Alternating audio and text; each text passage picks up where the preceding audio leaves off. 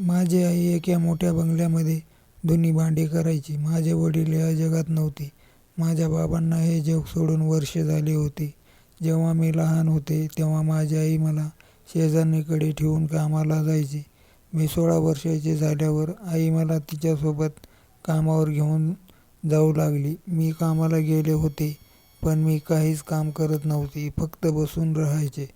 पण आई म्हणाली की इथे मालक जरा जास्त पैसे देतात. आई मला आतमध्ये घेऊन गेली. त्या बंगल्याच्या अंगणात मालक खुर्चीवर बसले होते. वेगळाच आनंद दिसू लागला. माझ्या आईने त्या माणसाची ओळख करून दिली. त्या माणसाने माझ्याकडे विचित्र नजरेने बघितले. मला त्या माणसाचं ते बघणं चांगलं वाटलं नाही. माझी आई म्हटली की आजपासून तू पण इथे काम कर. माझ्या आईने मला हातात झाडू दिला आणि मला म्हणू लागली की तू पूर्ण बंगला झाडून पुसून घे, नंतर मी तुला दुसरे काम सांगेन. एवढं काम माझ्याकडे बघून मालक हसला आणि मालकासोबत आई रूममध्ये गेली आणि नंतर रूमचा दरवाजा बंद केला. एक नजर हातात झाडूवर टाकली आणि दुसरी नजर त्या मंद आणि मोठ्या श्वास घेऊन पूर्ण घराची साफसफाई करू लागले. मला तर या कामाची सवयसुद्धा नव्हती, त्यामुळे मला झाडून पुसून करण्यासाठी पूर्ण 2 तास लागले होते आणि हे काम करून मी आता थकले होते. आता मी किचनमध्ये आली. ते पाहिलं तर पूर्ण किचन पसाराने भरलेलं होतं. पॅसेजमध्ये खूप सारे खरकटी भांडी तशीच होती. इतके सारे काम बघून मला तर रडूच आलं. इथं काम एकटी असं करू शकत होते. हे सर्व भांडे घासून घेतले आणि किचन आवरून घेतलं, पण त्यासोबत हसणे हा विचार करायला सांगून इतका वेळ झाला तरी अजून रूममध्ये काय करत आहे मी इतकं सारं काम करून एका निर्जीव वस्तूसारखी झाले होते. मी लागीर झालं जी माझी आई आणि मालक त्या रूममध्ये गेले होते. त्या रूमचा दरवाजा अजूनसुद्धा बंद होता. मला आता इतकं सारं काम करून भूक लागली होती. त्यामुळे माझी आई काही वेळाने माझ्या आईने ती घामाने पूर्ण भिजलेली होती आणि ती मला बघून म्हणाली, तू बाहेर बस, मी आले. असे म्हणून तिने दरवाजा परत बंद केला. 5 मिनिटांनंतर माझी आई रूममधून बाहेर येताच लगेच रूमचा दरवाजा बंद केला आणि मला घेऊन ती बंगल्याच्या बाहेर. माझ्या आईचे डोळे सुजलेले होते. असे वाटत होते की ती रूममध्ये रडली असावी. आईने तर बंगल्यामध्ये गेल्यावर काहीच काम केलं नव्हतं. सगळं काम मी केलं होतं. ती पूर्ण दिवस या बंगल्याच्या मालकासोबत रूममध्ये होती, पण तरीही आईकडे बघून असं वाटलं होतं की ती खूप थकली आहे. रूममध्ये असं काय काम केलं होतं त्यामुळे मी इतकी थकली दिसत होती. घरी गेल्यानंतर माझी आई रूममध्ये येईल आणि रूममध्ये जाऊन दरवाजाला. मला तर खूप जास्त भूक लागली होती आणि जेवायला पण काहीच नव्हते. अर्ध्या तासानंतर तिच्या रूममधून बाहेर येताच मी तिला म्हटलं, आई मला भूक लागली आहे. जेव्हा ती म्हणाली की तुझ्यासाठी जेवायला बनवते, तोपर्यंत शेजारच्या इथून भाजी घेऊन ये. रात्री आईने पनीरची भाजी बनवली होती. ती भाजी मला खूप आवडत होती. मी पोट भरून जेवले. मी म्हणाले की आई, मी तुझ्यासोबत उद्या कामाला येणार नाही. ते घर खूप मोठं आहे, मी तिथे काम करू नाही शकत. तेव्हा आई म्हणाली की तू आता मोठी झाली आहे आणि तुला कामाची सवय लावून घ्यावी लागेल. दिवसेंदिवस बसून नाही चालू शकत की घर नाही चालू शकत. मजबुरी ऐकून मी गप्प बसली. पण आता असं झालं होतं, त्या बंगल्यात आणि रोजच्या मालकासोबत रूममध्ये जायची आणि रूमचा दरवाजा बंद करून घ्यायची आणि त्या बंगल्यातल्या सर्व काम मलाच करावं लागायचं. मला या गोष्टीचा खूप राग यायचा आणि आश्चर्य या गोष्टीचं वाटायचं की आईशिवाय रूममधून बाहेर यायची तेव्हा ती घामाने पूर्ण भिजलेली असायची आणि तिचे डोळे पूर्ण लाल आणि सुजलेले असायचे. ती खूप काम करून थकल्यासारखे वाटायचे. एके दिवशी मी आईला प्रश्न विचारला की आई, तू तर काही काम नाही करत आणि तुला बघून तर असं वाटतं की बंगल्यात काम करून खूप थकली आहे आणि असं वाटतं की बंगल्यात काम करत आहेस. तेव्हा माझा प्रश्न ऐकून आई रागाने म्हणाली की मी जाते का, माझं काम कर. पुढे काहीच न बोलता मी गप्प बसले. ती म्हणाली की हे खूप मोठं संकट आहे या घरावर. हे गरिबी संकटे घर बरबाद होते. मी विचार करायचे की माझी आई असं बोलायला कुठे शिकली असेल. माझी आई दिसायला खूप सुंदर होती. ती रोज मला एक नवीन पदार्थ करून खायला घालायची. मी आईला म्हणायचे की आई, एवढ्या महागाईमध्ये तू एवढे चांगले पदार्थ का बनवते? तेव्हा माझी आई म्हणायची की तू सुद्धा माझ्यासोबत कष्ट करतेस, गरज आहे आणि कधी स्वाद चांगलं खायचं नाही, पण मला पोट भरून खाऊ घालायचे. मी विचार करायची की ही कसली महागाई आहे.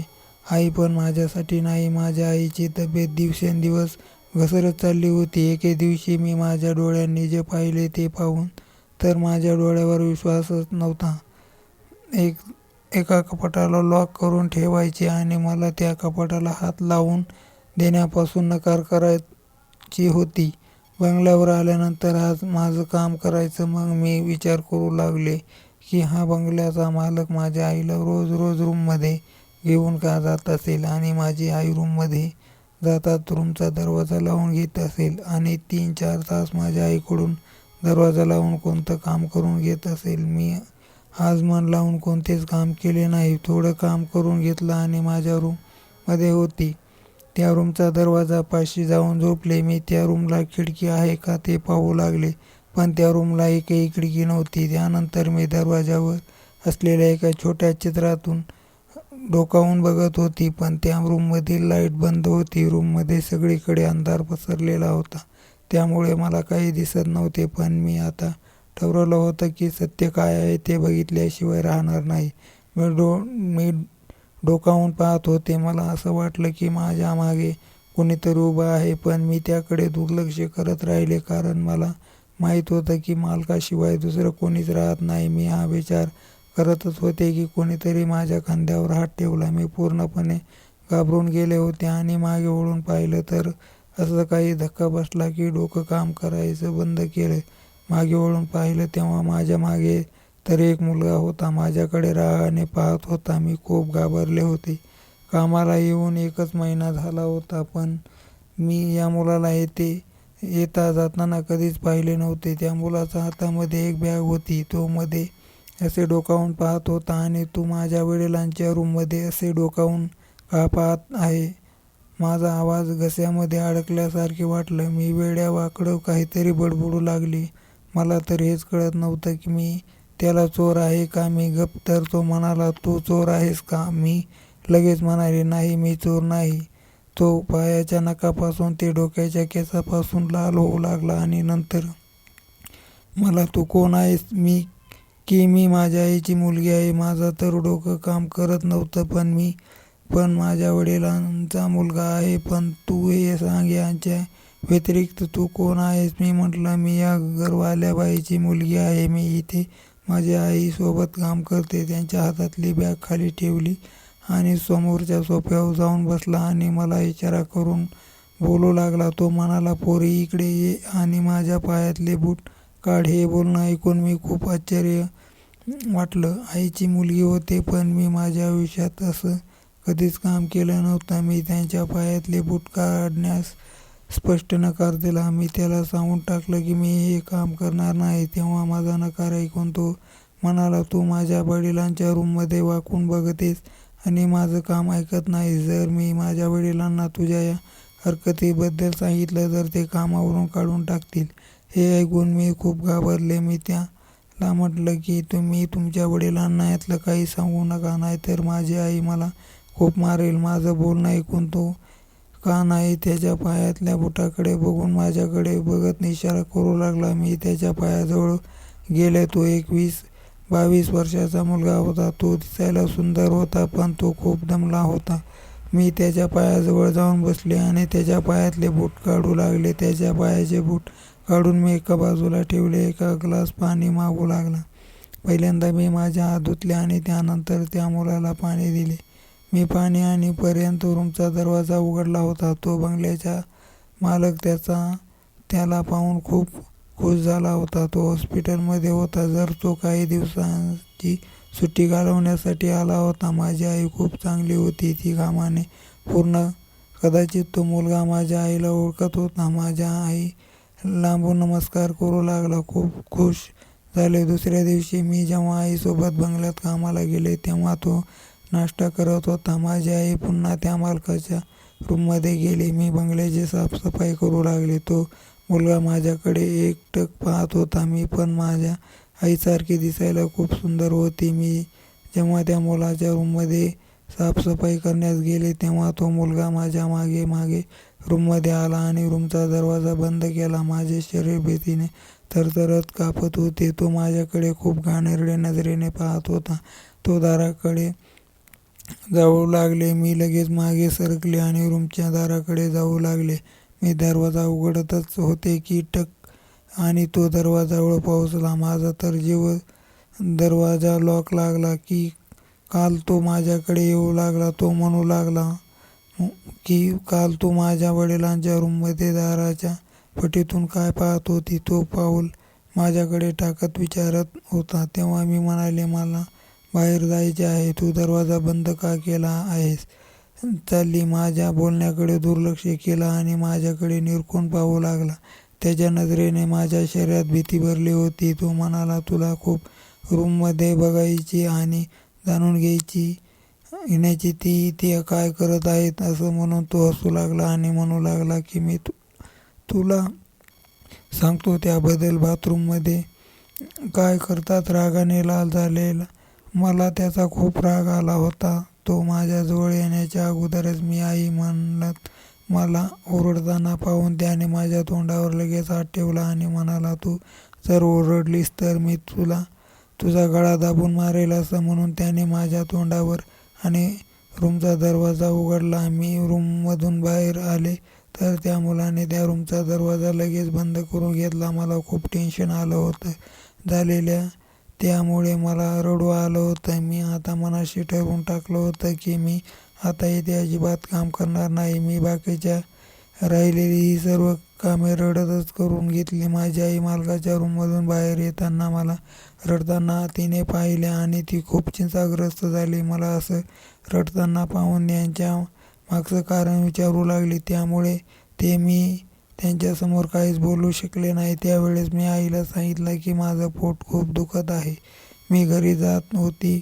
माझी आई मला घरी घेऊन न जाता डॉक्टरकडे जाऊ लागली. पण मी आईला डॉक्टरकडे जाण्यास स्पष्ट नकार दिला आणि माझ्या आईच्या गळ्यात पडून आईला सांगितले आणि ती म्हणू लागली की उद्यापासून बंगल्यामध्ये मी एकटीच कामाला जाईल. दुसऱ्या दिवशी मी घरीच राहिले. माझी आई कामाला गेली पण दुपारी परत घरी आली तेव्हा तिचा चेहरा पूर्ण लाल झाला होता. ती बेडवर झोपली. जेव्हा मी आईला हात लावून पाहिलं तेव्हा तिला खूप ताप आला होता. मी लगेच पाणी दिलं आणि तापाची गोळीसुद्धा दिली. रात्रभर मी आईजवळ बसले आणि माझं या जगात दुसरं कोणीच नव्हतं. तिला काही झालं तर मी तिच्याशिवाय राहू शकले नसते. सकाळपर्यंत आईचा ताप उतरला होता. कामाला जाण्यासाठी तयार झाली होती.